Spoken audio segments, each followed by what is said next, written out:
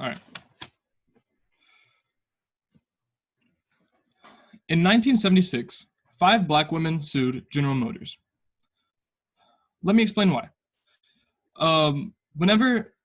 This year, in 1976, Black women were just able to work at General Motors for the first time. So whenever there was a Great Recession in America and General Motors had to fire, they laid off on a seniority-based layoff system. So since these Black women were the last ones to work there, they were the first to get fired. So they sued in a discrimination case called DeGraff and Reed versus General Motors, according to Vox.com. Because all but one Black woman got fired from this company. They lost the case because the court said that this problem did not apply to all Black people because many Black men were still working there, but this did not apply also to all women, because there were many white women who were working there. The problem with this issue is that it was unique to Black women. It was the overlap of their identities. This is called intersectionality, and I'll get to that later. The courts did not allow this because they said that it would open a Pandora's box of special treatment for overlapping identities. And so, although intersectionality works in law theory, it does not work in, its implementation has not seemed to work in society as a whole, and it has just seemed to polarize instead of unite us. My name is Matthew DeMatos, and I will be telling you about how intersectionality and identity politics has polarized more in the United States than it has united.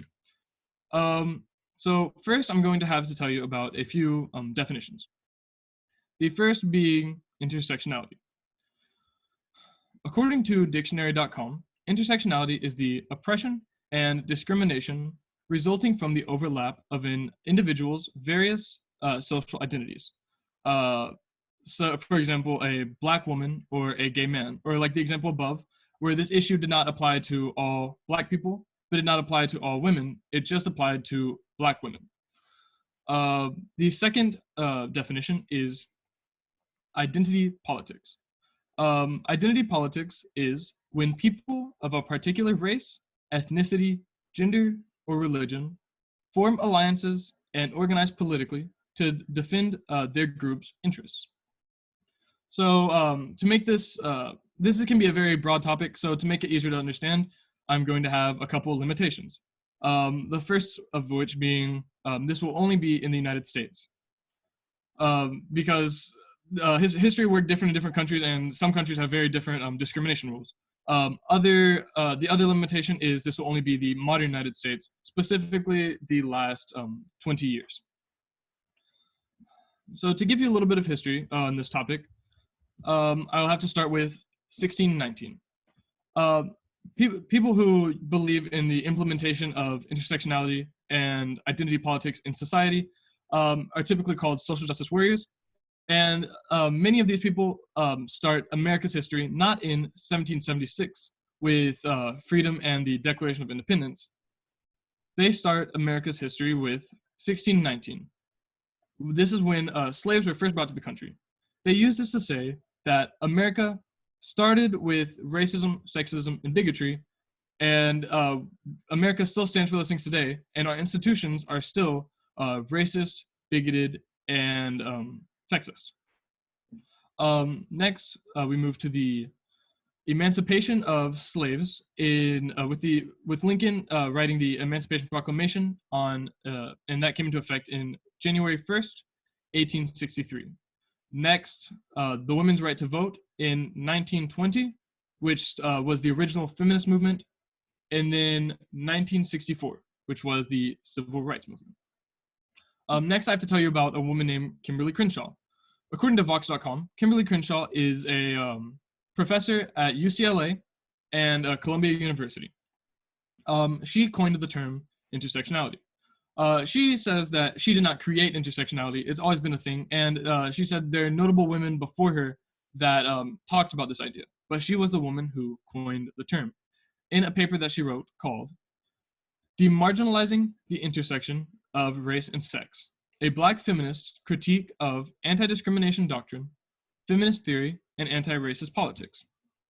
And although I truly believe that she did have a point, and intersectionality was very important in law theory, its implementation in society has gone too far, and it has done more harm than good, and has divided us more than it has united us. And we see this in schools, politics, and in cultural entertainment. School is supposed to be a place where students feel comfortable. It's supposed to be where students learn to have an open mind, where they learn to interact with others, and when they learn better methods to learn. So there was a student named Owen. He's a real guy. He loved his school. He used to love his classmates. He loved learning. He loved his teachers, all until his school started implementing these policies of identity politics and intersectionality. He gives two examples of why this hurt his school. The first, this made him and many classmates very uncomfortable. He talked about how in many classes he was being told that white people like him were inherently racist, and that men like him were inherently sexist because of history. And so he felt very uncomfortable, and he felt separated from everyone else, from other groups, because he was being told that he was basically the bad guy, that he was a racist and a sexist, even though he was not any of these things. He was being told that he was because of identities that he had that he was born with, that he could not control. The second issue that he had with this, according to Intellectual Takeout, he felt that his school was indoctrinating. Indoctrination is when they force ideas on you. Instead of teaching you how to learn, they teach you what you need to know. They basically force beliefs on you. He tells about how on his first day of school, the school told all the students to introduce themselves by their preferred pronouns. Owen did not like this because he felt like he was being indoctrinated. He described it this way. He said, "We are not here to be manipulated to think a certain way. That is called indoctrination. If someone sees themselves as a gender other than what they were born, I don't care. But forcing me to participate in something where I have to proclaim what gender I am has no place in the classroom." In other words, he had a problem with this because he didn't have a problem with people seeing themselves as genders other than what they were born. He didn't have a problem with even these beliefs in general. He had a problem with the fact that his school was basically forcing these beliefs on him, and they were making him participate in something that he did not want to participate in, something that he did not believe in. And he felt that that was wrong.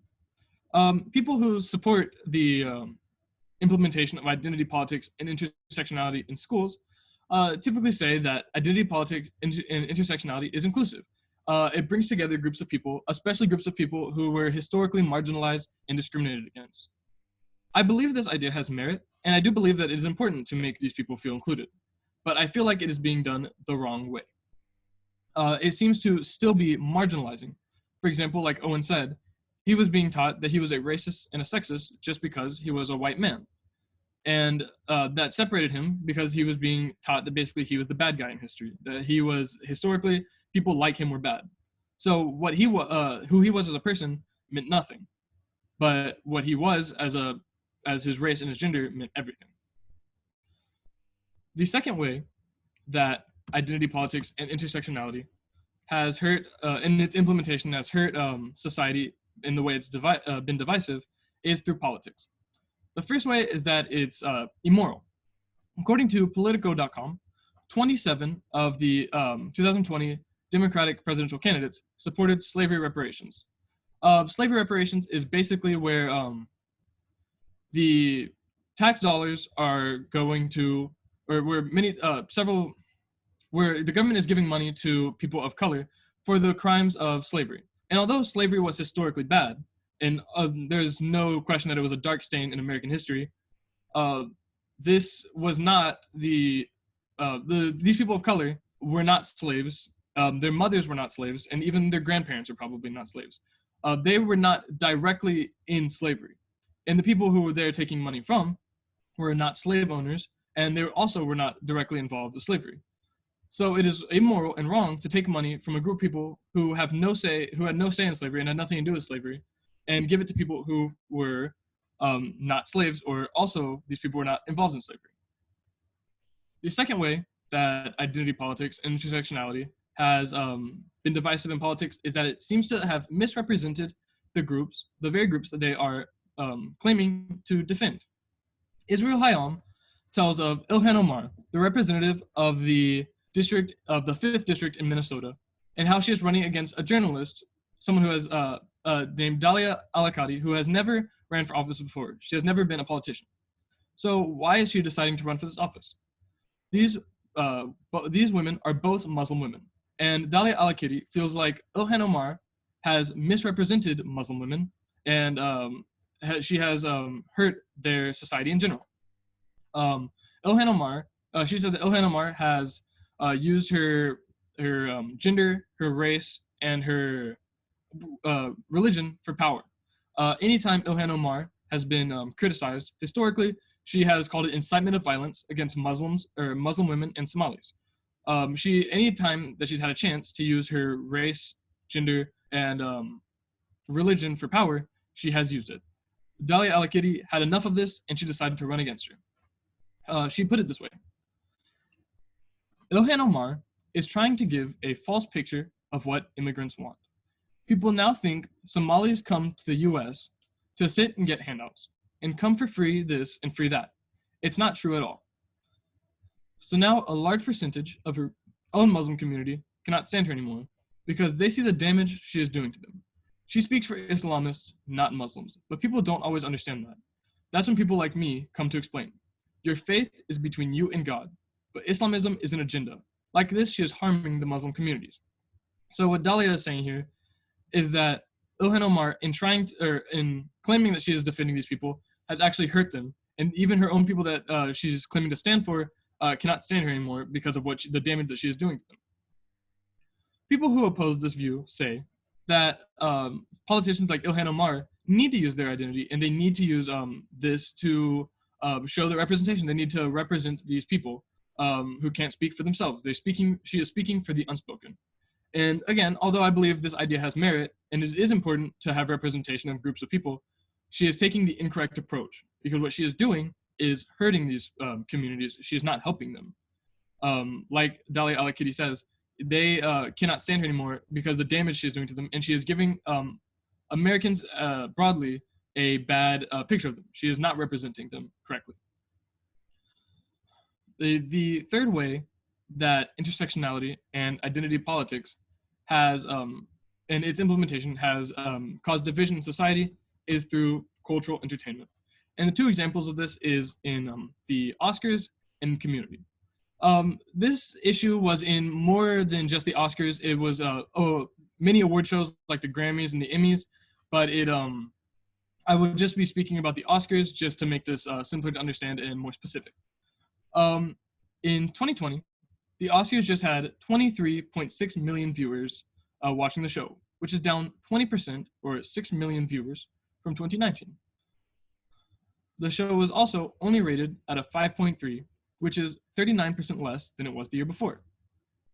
Many people blame this this lessening in viewing. They blame it on the lack of diversity in Hollywood or the lack of diversity in the Oscars. And although I agree that the Oscars may have a problem with picking diverse movies, this problem is not because Hollywood is having any less diverse movies. As Stacey Smith from the Diversity Initiative, which is a group that is trying to raise awareness for more diversity in the Oscars, and they're trying to push for more diversity. It's a project. She says that 31 of the 100 top grossing films from 2019 cast a non-white person in a starring or co-starring acting role. That is a 14% increase from 2018 and a 138% increase from the 13 minority-led films put out during the Diversity Initiative's inaugural year in 2007. So even she is admitting that diversity in Hollywood is not the problem. Hollywood has been more diverse than ever, and it's constantly increasing, which is great. So if the problem is not a lack of diversity, like they're saying, then what is it? I believe that this problem is in how the show itself is being held. It has recently been minority hosts trying to one-up each other in being ultra culturally sensitive or ultra feminist. And it's been basically a competition of trying to be more politically correct than the last year. And many people, this is a turnoff to many people. For example, a man named Craig Bennett from Orange County says, the primary reason that this 42-year-old white male and some of my white male and female coworkers and gym members did not watch the Oscars is because we are really tired and bored of watching minority comedians openly bash white people, calling us names that could never be reversed because of the potential labels of racism. So basically what he is saying is that he and his peers and gym members did not appreciate the fact that the Oscars have become basically a show to bash white people because they could not say the same thing back, even jokingly, because they would be labeled as racist. And this issue has not just been with the Oscars, like I said. The Grammys have had this problem, and the Emmys actually just had their lowest viewings of all time this year. Sorry.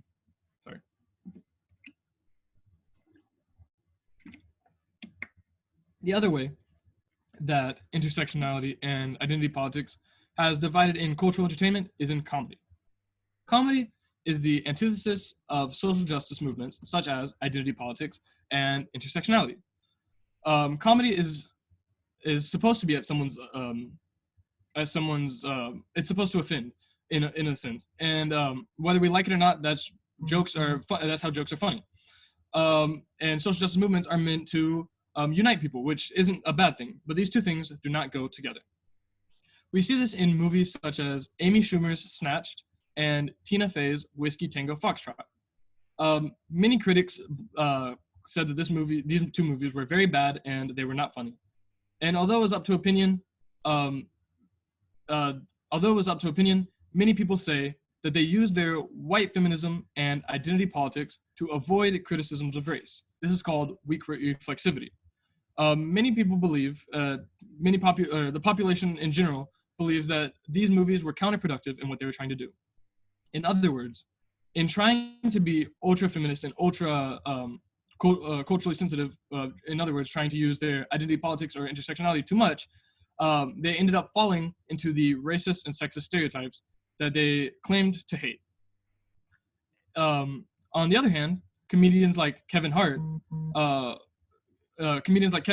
who was supposed to host the Oscars in 2019 and had to step down because of an offensive joke he made in 2008, which is a very long time ago, but the social justice warriors criticized him for it to the point where he had to step down, is considered a funny comedian.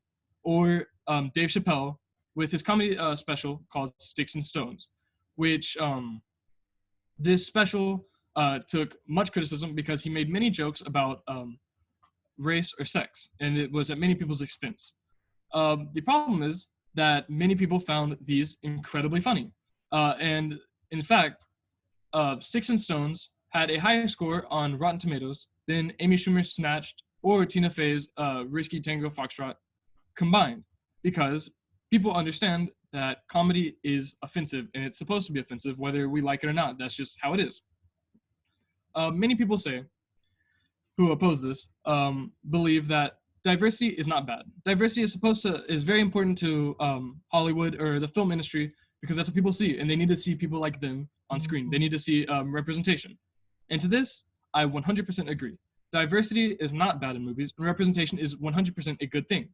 But intersectionality and identity politics is not. As a man from The Guardian, a writer named Ramesh Ranganathan said, trumpeting diversity undermines what you are trying to achieve in the first place. It should happen without fanfare. There are people who are opposed to this sort of thing, and so when a film wears diversity on its sleeve and then falls short, they throw up their hands and say things like, this is what happens when you don't do things based on merit. Or, do you remember the good old days when white characters were played by black blokes? Or white blokes? Nobody wants these people to be happy. These people should be presented with diverse films and not told that it is part of a movement. That is just how it is. In other words, he is saying that whenever a movie shows diversity or has representation, it should not be paraded like it's a huge deal. It should happen naturally. People should be seeing these things naturally. That's just how it's supposed to be. So, in conclusion, I'll take you back to the 1976 court case. This court case was very important for Black women and anti-discrimination as a whole. It was a very big step. It was very important. And although I believe the courts were wrong in these with these black women, I believe they did them wrong.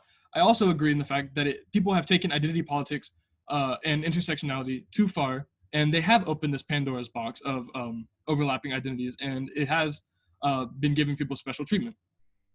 To finish off, I will leave you with a quote by author, radio show host, and editor for the Daily Wire, Ben Shapiro. It says, "Finally, and most important, intersectionality promotes the biggest hoax of all, that we aren't individuals who are to be judged on the basis of how we act, but we're merely members of groups to be judged on the basis of our group identity.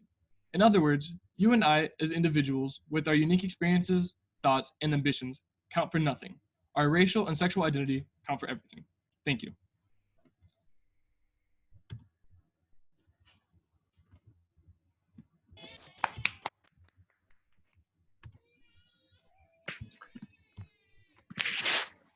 Good job, Matthew.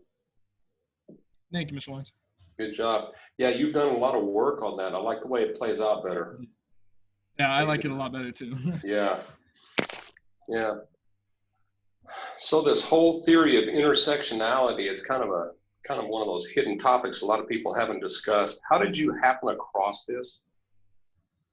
I'm very interested in politics and things. I actually really like social justice, and I think that intersectionality and identity politics. I don't think intersectionality itself is bad in a theory. I really don't. But I think the way it's been playing out has actually hurt social justice movements in general. I think it's been doing it the wrong way.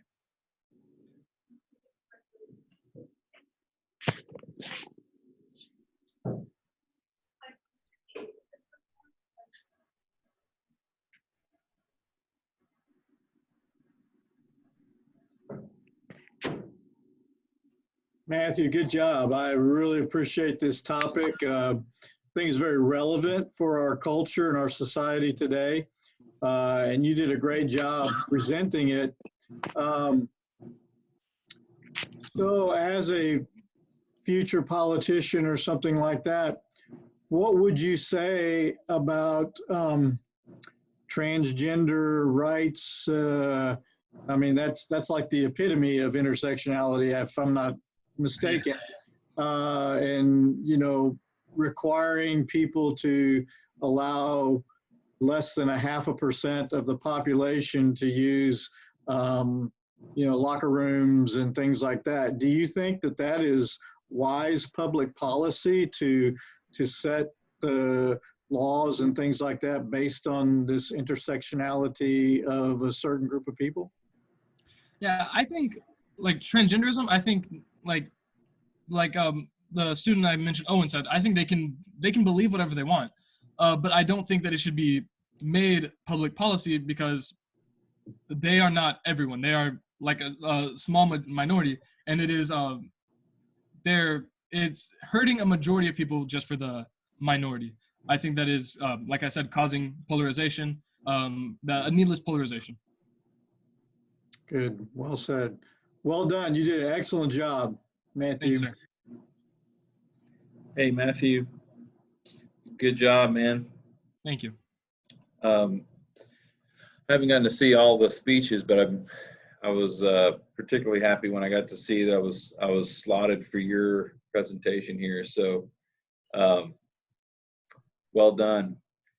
Just to kind of go off of what Mr. D was saying, and I guess I don't know if maybe this applies, but how do, you know, particularly minority groups, and namely those of kind of a sexual orientation that have joined in with a particular minority group, like Mr. D was saying, transgender, the LGBT movement or whatever, how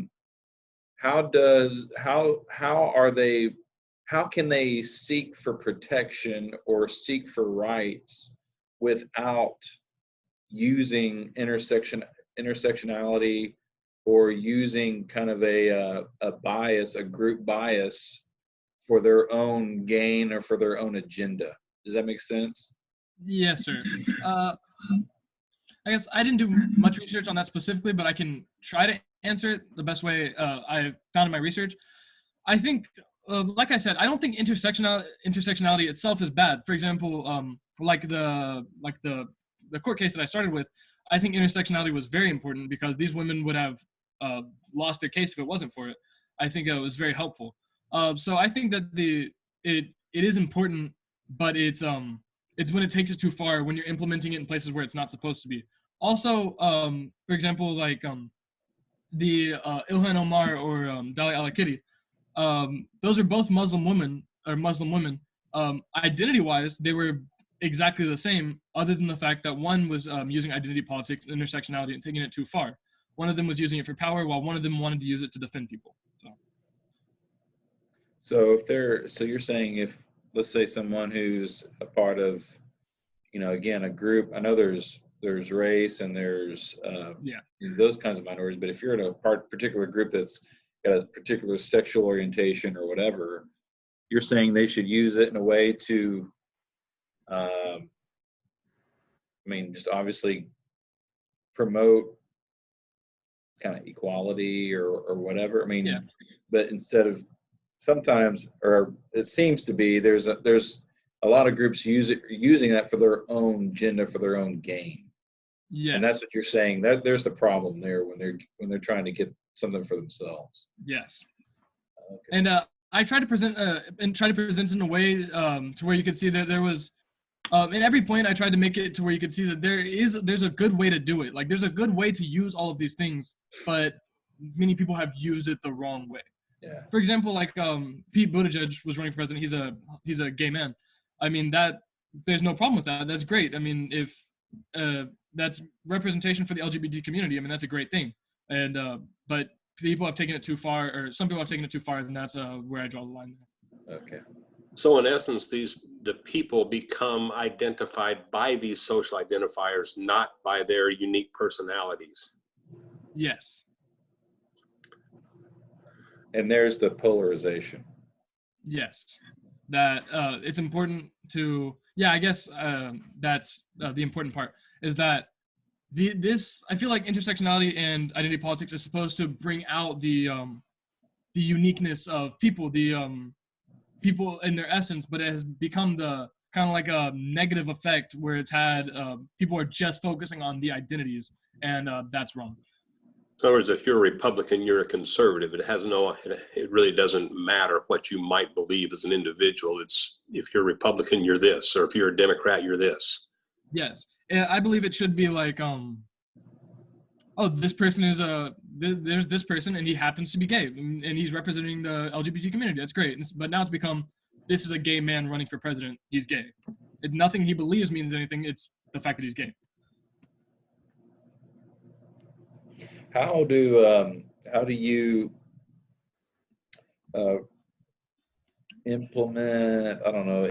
apply your faith to this issue?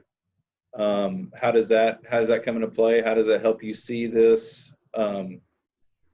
Does it apply? Does it help you see it? That kind of thing. The only Bible verse I'd say mostly applies is the one about how God stitched us all together in the womb. God made us perfectly. God made us to be different people. God didn't make us to be black, white, gay, straight. God made it to where people are individual people, no matter whether they made choices that are contrary to the Bible or not. God made unique people, and people aren't supposed to be classified by identities, if that makes sense. Yeah. Yeah, Matthew, I've really found this particular topic and your approach to it interesting. It's a really unique take on this whole issue, and I know this is something that you really enjoy, and I'm glad to see that you landed on a topic that you were particularly passionate about. And throughout whatever course of events, I think what you ended up with was something that you're really comfortable with. I think you ended up with a really, really nice presentation, very solid, very organized. And I think you were able to articulate it well. Yeah, I was even after I finished the paper, I was kind of I wasn't really happy with where I had it. I didn't like what I wasn't really as proud of it as I think I should have been. And then so I decided to change it, and I really like how it ended up. I like it a lot better than Yeah, I like the presentation a lot better than paper. it's a good job. Thank you, sir. Well, Matthew, you don't have a whole lot of time to turn around before the old senior walk there. You're the last guy, man. Yes, sir. That's a good one. That's a good way to wrap things up. Good job. Thank you. All right. If nobody else has anything, we will call it a day. Thank Good you, job. seniors. Thanks, sir. Well done. Appreciate it.